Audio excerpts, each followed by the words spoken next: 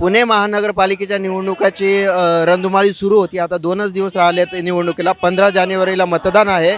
अशातच आपण पाहतोय की राष्ट्रवादी काँग्रेस पक्षाचे उपमुख्यमंत्री अजितदादा पवार या ठिकाणी बाईक रॅली आपण बघतोय की स्टार महाराष्ट्र न्यूजवर लाईव्ह पाहिलं की बाईक रॅली काढली होती सर्व उमेदवारांच्या प्रचारार्थ.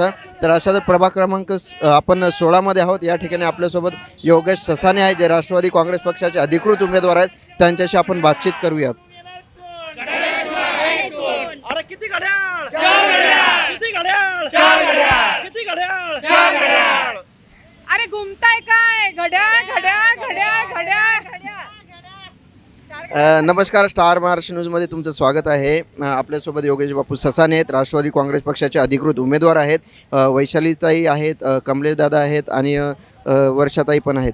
तर आपण पाहतोय आत्ताच राज्याचे उपमुख्यमंत्री अजितदादा पवार बाईक रॅली काढली आपल्या प्रभागामध्ये तुमच्या प्रचारार्थ. जणू काही विजयाचा मेळावाच असं या ठिकाणी नागरिकांमध्ये चर्चा रंगत होती. काय सांगाल आता 2च दिवस शिल्लक राहिलेत निवडणूक? पुणेकरांनी ठरवलं आहे कारभारी बदलायचा आहे.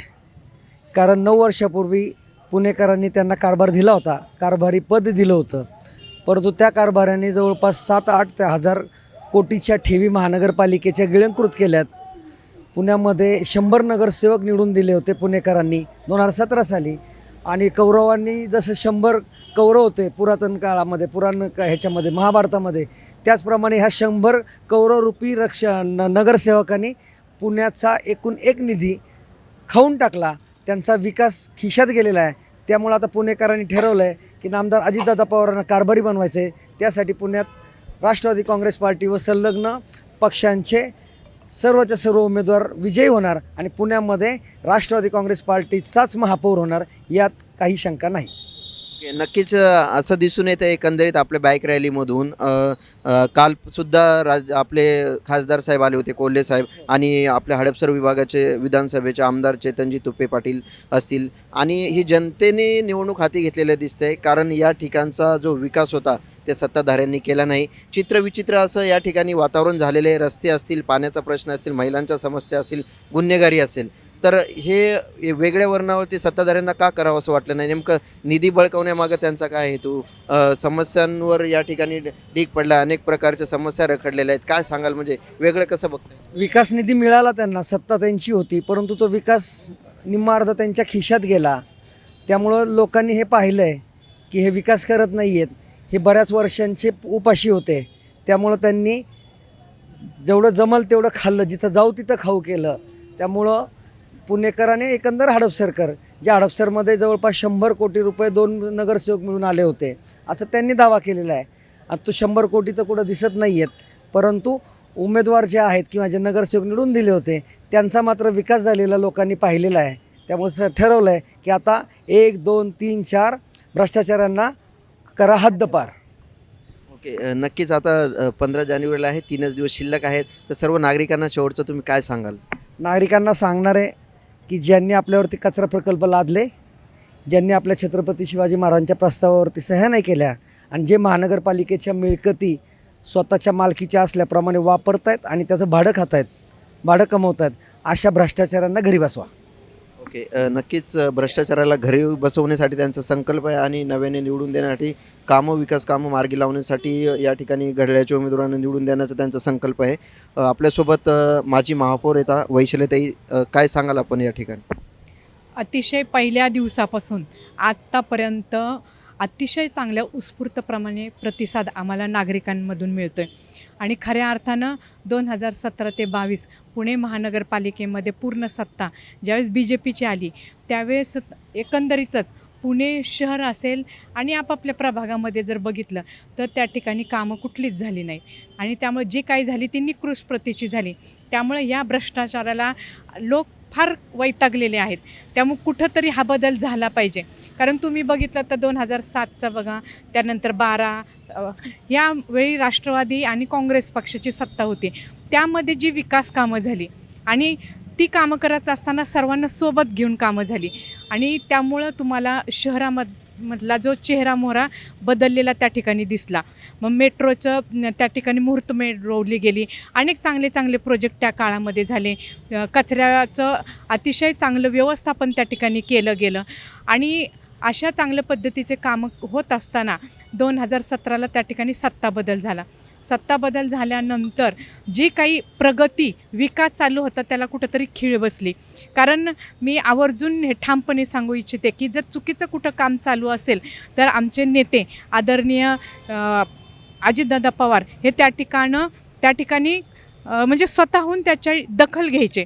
त्यांच्या जर कानावर अशी कुठली गोष्ट म्हणजे ऐकायला आली तर स्वतः नगरसेवकांना फोन करून ते त्याची दखल घ्यायचे. म्हणजे एवढा राज्याचा कारभार पाहणारा व्यक्ती जर ग्रासरूटपर्यंत एवढ्या बारीक सारीक गोष्टी जर बघत असेल तर निश्चितपणे लोकांच्या पण आता लक्षात आलं की विकासाचं दुसरं नाव हे अजितदादा आणि राष्ट्रवादी पक्षच आहे. त्यामुळे आत्ता कुठंतरी हा बदल झाला पाहिजे आणि शहराचा कारभारही बदलला पाहिजे. या दृष्टिकोनातून आत्ता सगळेजण त्या ठिकाणी रस्त्यावर उतरलेले आहेत आणि कार्यकर्त्यांनी ही निवडणूक स्वतःच्या खांद्यावर घेतलेली आहे.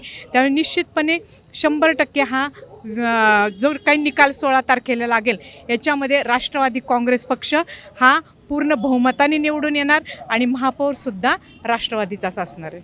ओके, नक्कीच महापौर राष्ट्रवादीचा होणार अशी या ठिकाणी यांचा मानस आहे. काय सांगताय, तुम्ही पहिलीच वेळेस निवडणुकीच्या रिंगणामध्ये आहात, एक युवा आहात, जणू काही संकल्प ही जी रॅली होती विजयाची रॅली अशी दिसताना नागरिकांमध्ये चर्चा होते. काय सांगता, कसं बघताय? हा कौल देखील नागरिकांनीच दिलेला आहे आणि आता मतस्वरूपामध्ये 15 तारखेला ते दाखवून देणार आहेत की आम्ही विजयी ऑलरेडी त्यांच्या नजरेत आहोत आणि आता ते सिद्ध होईलच एक अवघ्या 2-4 दिवसांमध्ये. सांगायचं असं म्हणेल मी की रॅली असू दे किंवा सभा असू दे तेवढ्यापुरते अजितदादा हे धडाडीचे नेतृत्व आपण म्हणत नाही. मी स्वतः प्रत्यक्ष अनुभव घेतला. तब्बल 1 तास मी अजितदादांबरोबर होते. रॅलीमध्ये असताना आम्ही 4ही उमेदवारांना ते ठिकठिकाणचे समस्या किंवा काहीतरी जे त्यांना क्लिक होत होतं नजरेत ते सगळे प्रश्न विचारत होते की हा बॅनरचा विषय काय आहे, हा रस्त्याचा विषय काय आहे. म्हणजे एवढी त्यांची दूरदृष्टी आहे, एवढं चाणाक्ष त्यांची नजर आहे की चालू रॅलीमध्ये देखील ते सतत चर्चेतून संवाद साधत होते की इथे काय प्रॉब्लेम आहे, इथे काय अडचण आहे. मग याच्यावरून तुम्ही अंदाज लावू शकता की आमचा नेते जर असे दूरदृष्टीचे आहेत, आमचे जे वरिष्ठ आमच्याबरोबर आहेत ते देखील असे आहेत. निश्चितच आम्ही देखील त्याच पद्धतीने काम करणारे, यात कुठलीही शंका नाही. आणि रॅलीचं म्हणाल तर हे सर्वजण पहिल्या दिवसापासून शेवटच्या दिवसापर्यंत आपणहून आम्हाला पुढे करतायत की आपण हे करू ते करू अशा पद्धतीने प्रचाराची सांगता करून निरोप करू, गाठीभेटी किंवा रॅलीचा जो काही प्रकार असेल आणि सर्व कायद्याच्या चौकटीमध्ये राहून रॅली असतील, सभा असतील, जे काही असेल ते सर्व कायद्यामध्ये राहून चालू आहे, व्यवस्थित सुरळीत चालू आहे. काय सांगाल आता महिलांना तुम्ही, निवडणुकीचे आता 15 जानेवारी 3 दिवस आहेत, काय आव्हान करा? महिलाच काय, ताई माई अक्काच काय, दादा भाऊ सगळे जे कोणी ज्येष्ठ कनिष्ठ जे कोणी छोटे मुलं आहेत सगळ्यांच्या तोंडात एकच आहे 4 घड्याळ आणि याचं प्रतिबिंब आता तुम्हाला येत्या 16 जानेवारीच्या निकालामध्ये निश्चितच दिसणार आहे. ओके, नक्की 16 जानेवारीची प्रतीक्षा सर्वांना लागूनच आहे. एकंदरीत आपल्यासोबत 3 उमेदवारांची आपण चर्चा केली. आता कमलेश आबा कापरे तुमच्यासोबत संवाद साधतोय. आपल्यासोबत 2 व्यक्ती आहेत जे अनुभवी आहेत राजकारणामध्ये, त्यांच्या कामाचा लेखाजोखा तुम्हाला माहिती आहे आणि तुम्ही त्यांच्यासोबत नवीन आहात. नक्कीच तुम्हाला या गोष्टीचा त्याच्यामध्ये फायदा होईल. आणि तुमचा मानस काय राहिला, आता ही जी रॅली निघालेली आहे या ठिकाणी अजितदादा पवार आले होते, राज्याचे उपमुख्यमंत्री आहेत, तुम्हाला काय वाटतं त्याचं? नक्कीच या मी आवर्जून सांगतो की तुम्हाला पुणेकर आणि हडपसराकरांनी पाहिलेलं आहे की BJPच्या हातात सत्ता देऊन काय झालेले. पुण्याचे ठोस प्रश्न मार्गी लागलेले नाहीत. गेले 17 ते 22 या काळात BJPचं प्रशासन होतं, त्यामुळे भरपूरशी कामे रखडलेली आहे. त्यांनी निश्चय विकास काम पण काही केलेले नाही. त्यानंतरून आता तुम्ही बघितलं 2022 ते आजपर्यंत प्रशासन आहे, भरपूर कामे रखडलेली आहे. त्यामुळे हडपसरचे आमचे नागरिक नक्कीच सुज्ञ आहेत. त्यांना आता कळलेले की परिवर्तन झालेलं आहे. त्यामुळे त्यांना नक्कीच ठोस काम करणारी माणसं पाहिजे, जेणेकरून बाप्पू असतील, वैशालीताई आणि त्याचबरोबर प्रभागामध्ये यापूर्वी माझ्या आई होत्या, त्यांनी ठोस कामे केलेली आहे. त्याचबरोबर वर्षाताई पवार असतील, यांच्याही सासू सासऱ्यांनी 15 नंबर या भागात भरपूर विकास कामे केलेली आहेत. त्यामुळे लोकांना कळाले ठोस काम कोण करणार आहे. त्यामुळे ते नक्कीच अजितदादांचे हात बळकट करण्यासाठी आम्हाला नक्कीच पुणे महानगरपालिकेत आता निवडून देतील असा आज आम्हाला विश्वास निर्माण झालेला आहे. ओके, नक्कीच आपण पाहतोय प्रभाग क्रमांक 16मधील 4ही उमेदवार आपल्यासोबत होते. त्यामध्ये 2 उमेदवार हे अनुभवी आहेत आणि 2 हे नवीन आहेत. त्यांचा नक्कीच त्यांच्या खांद्याला खाऊन लावून प्रचार सुरू आहे. राज्याचे उपमुख्यमंत्री अजितदादा पवार या ठिकाणी बाईक रॅली काढून प्रचारामध्ये सामील झाले आणि त्यांचा बारकाईने सगळं प्रभागामध्ये लक्ष होतं.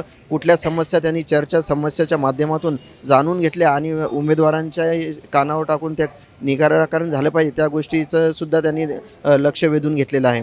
आपण पाहतोय 15 जानेवारीला अंतिम दिवस आहे ज्या ठिकाणी मतदान होणार आहे आणि मतदान झाल्यानंतर 16 तारखेला या ठिकाणी निकाल लागणार आहे. तर मतदाराचा नेमका कौल कोणाला देतो आणि कोणत्या पक्षाचा महापौर विराजमान महानगरपालिकेमध्ये होतो तेही पाहणं महत्त्वाचं आहे. ते पाहण्यासाठी पाहत राहा स्टार महाराष्ट्र न्यूज. पंढरीनाथ पाटील, पुणे.